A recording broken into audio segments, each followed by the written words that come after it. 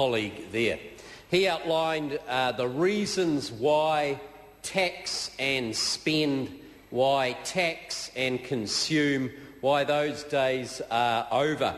He understands that New Zealanders now understand that we can no longer have a government that sprays cash around every 3 years and then spends the last year explaining why things haven't got better.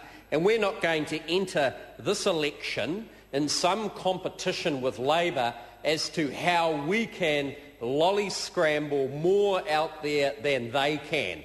Listen, we surrender.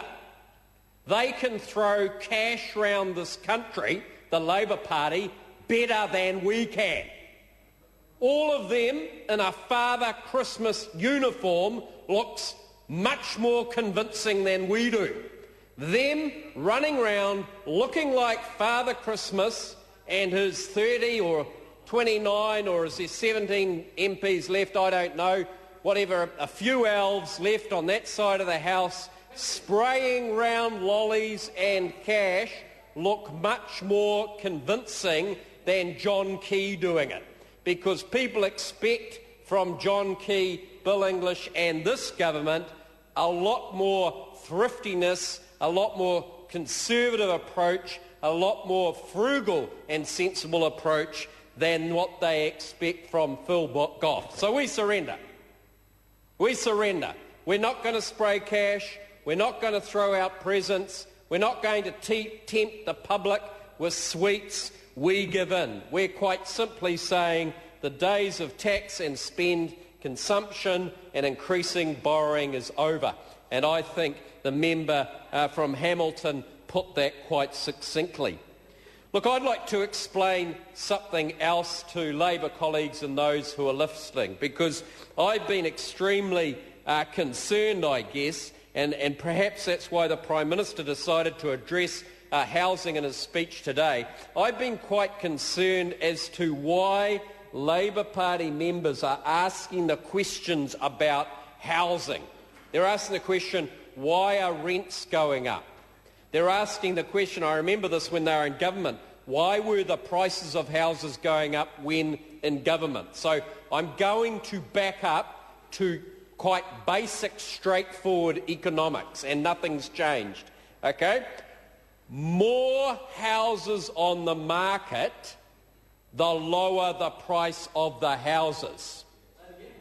The more houses there are on the market, the lower the prices of the houses. And that's because there's plenty of houses to choose from.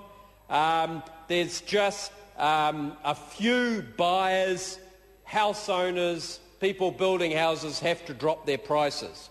Okay, so that's the first concept for the Labor Party. Second concept, the less houses there are and the more buyers, house prices go up. Okay?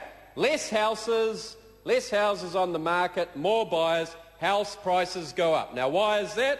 That's because there's very few houses, lots of buyers, and therefore people are competing for the houses, so the house prices go up. So I want to explain that to the Labor Party. So they might say, well, why when we were government for 9 years did house prices go through the roof?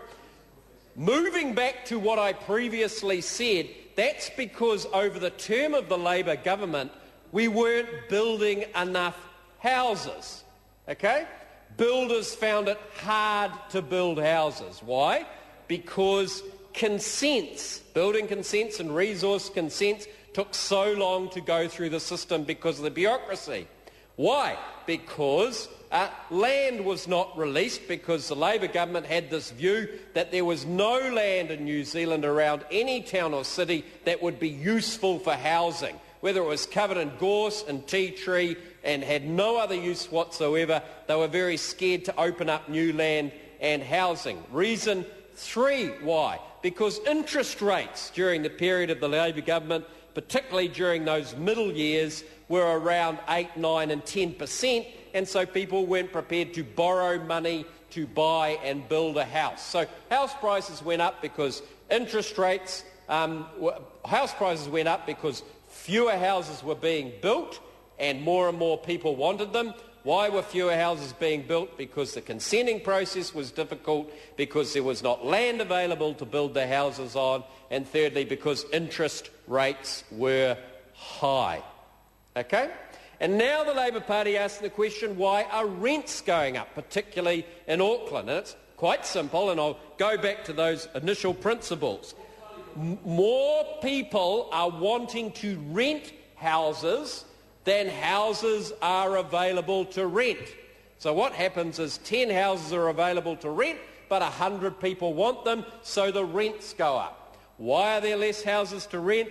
Because less houses have been built. We need to build more houses. So whether you're buying or renting, the fact is in New Zealand we need to build more houses. And the only way that you're going to be able to do that is simply this. One, maintain interest rates at a level where people want to borrow to either build or buy. So maintaining interest rates at what we've got now, 6 or 7%, would be a good thing for New Zealand, and John Key and Bill English have laid out their economic plans to make sure that we keep interest rates low at a reasonable level, at the moment about 6.5%, 7%, at a reasonable level, so people are prepared to build and to buy.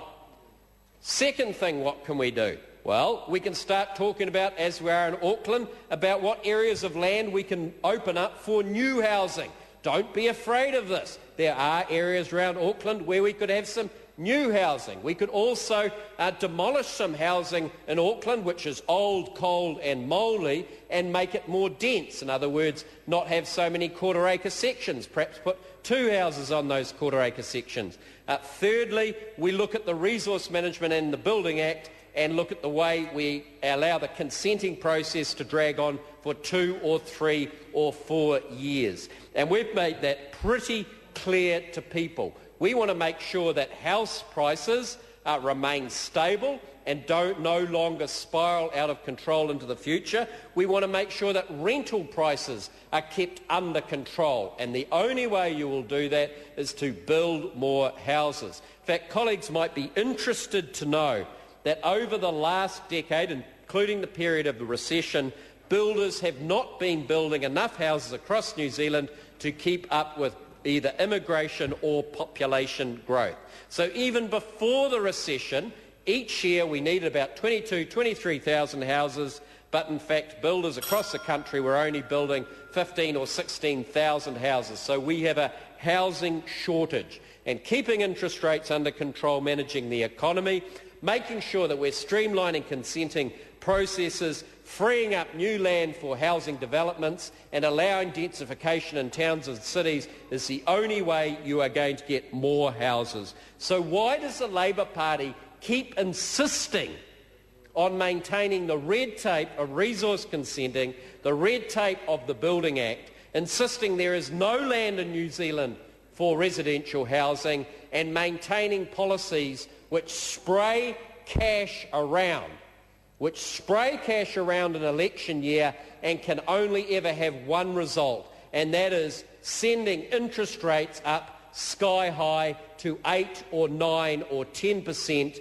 where they were roughly when the Labour Party left office. I don't know why the Labour Party are going out with these solutions. All I say is that we surrender. We are not going to run around with bags of cash trying to bribe the public. This election, the Labour Party are better at that than we are, and we are not going down that road. So compete alone. It is not a contact sport. This election will not be a contact sport if you're going to spray cash, because we're not going to engage in that at all. Mr. Speaker, it's fair to say, in talking about that Housing New Zealand, who own about 65,000 houses across New Zealand, almost 1 in 20 houses, are making sure that they better use the use of land, are actually subdividing quarter-acre sections now and building 2 houses on those sections instead of 1, are keeping an eye on interest rates and are having to go through resource consent processes and making sure those are much more timely too. So we're doing our bit. John Key and the National Government will continue to do their bit in housing, and we do not compete with the Labor Party when it comes to spraying cash around.